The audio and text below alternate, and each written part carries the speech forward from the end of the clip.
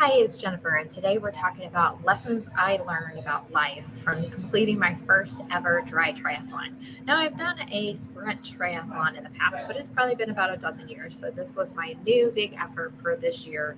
And there's some key things as I reflected back on the day that I think will help me as well as hopefully others in terms of life and business to accomplish the goals that we set out for achieving. So the first thing is, you can prepare, but sometimes you just have to adjust on the fly.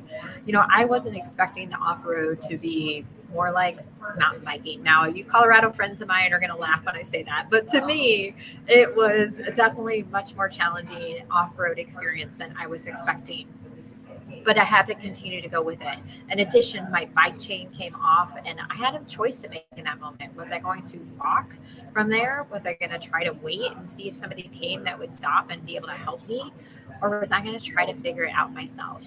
I haven't changed my bike chain or had to deal with that much, really, if at all, myself. So I was super proud of myself that in that moment, after pausing for just a second, I said, okay, I got to see if I can figure this out. And I did. And I kept moving forward. And then we had rain that came in towards the end of the bike. And I was super glad that I had my sun visor in my bag when I'm into the transition area so that I could put that on and have that for the run and keep the rain out of my face at least. And that I was able to continue on and encourage other people to do and achieve what they were pushing themselves for and hear what they were encouraging me for, that having those other people around me really made a big difference. But I had to focus in those moments of adversity, what could I control? Or I also left my phone on my bike while it was downpouring. So as I'm running, I'm concerned I've just ruined my phone, but there was no turning back. I just had to move forward. So while you can prepare, it's a matter of how you adjust when you are faced with adversity, because we're all faced with adversity in life. It's how we respond. Number two, I had to remind myself of my goals, and sometimes I even need other people to remind me of that too. That I love to chase other people and come back and compete, but I had to run my race. And I had to remember what my daughter told me to have fun and just don't get hurt. That it was about completing it. So while we may want to see ourselves and how we are in comparison to others, what is it that we're really trying to accomplish and come back to that? Three, I had to mentally have it mapped out. The mental preparation, kind of going back to that theme around preparation, mental preparation was more important than the physical preparation by far, especially once I got there when I couldn't have my AirPods. So I had to do it without music, or often was the only one around me on the course. And I just heard myself panting. And in that moment, I had to take myself back to just counting down the course. I'm a third of the way done. What's next? Here's where I'm at and what I can control, going back to that part. But having it mentally mapped out and knowing kind of the lay of the land with the course of like how many more turns I had helped me to stay on track, to know here's where I'm at and what I need to do to keep me moving forward, especially when I got to the hills on the run. I was ready for it because I knew that they were there and I knew how long it would be. So I knew I could conquer it. Number four, transitions don't often go as we expect. I realized that I really needed to see the transition from the other area, from the other viewpoint, not just where I was at in the transition area looking out, but I should have taken the time to actually walked and looked at the entrance and the other side outside of the transition area so that I wouldn't continue to kind of get off course a little bit going in and out of the transition areas, as my husband always makes fun of me. But to actually go through it to know what to expect. But that's so hard because until you do it, sometimes you just don't think about those things. You just don't know, right?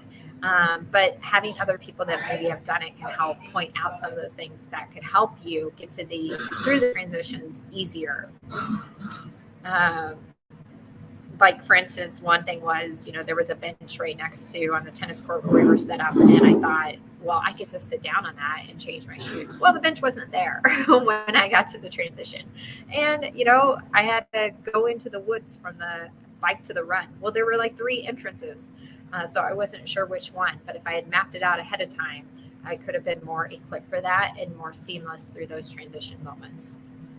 Number 5, it was really important to look down at my feet on this course and what was right in front of me, because there were a lot of obstacles and things to be cautious of with uneven ground in the north woods of Wisconsin. But it was also important to look up to be able to see the markers for the course so that I could make sure I was going the right way and could see what was in front of me. Somebody even saw a bear on the course. Thank God that wasn't me. That would not have been a challenge that I would have prepared for whatsoever if I would have known that. But it's important to both look down what's in front of us, but to be able to see ahead and see out a ways and further so we know where we can continue to go and we can stay on course. Number 6, it was important for me to remember that it's not all about one particular segment of the triathlon. It wasn't what I did in the kayak. It wasn't what I did in the bike. It wasn't what I did on the run. It was the combination. It's not that particular moment, but it was the entire race. And life is that race. When I was behind on the bike, I was seeing a lot of people pass me. But then I caught up to a lot of people and surpassed them when I got to the run. So it's about running your race and remembering it's the entire journey. It's not just that one piece that you might be experiencing right now. 7, surround yourself with great people. The people that delivered a kayak for me were super helpful and flexible so that I could do the race since I didn't have my own boat or a way to get it there. The race organizers, my husband, Keith, was amazing, taking care of all my gear when I was done, when it was pouring. He saved my phone, so it did survive, and all my gear so that I didn't have to worry about it at the end of the race and could just celebrate the accomplishment that I had achieved. And number 8, after the race is done, it's over, and that achievement and that adrenaline starts to wear off, and you're ready to just pig out, be lazy, do nothing. That's okay, but it's how long you let that happen or go on for and what you do next that matters. So for me, I already have the next thing scheduled this Saturday with another 5K. And while it's only one segment, it's only a 5K. The hills on this one are much more challenging. It might be a little bit warmer, it looks like, as well. We had perfect weather for the Dry Triathlon. So it's about regrouping. I enjoyed the weekend, took some time to recover, and now back at it again. So how can you apply that in your own life and in your business towards your goals, about how you manage through the process, and then how you look both here and what's next to continue to move forward and achieve the things that are important in your life?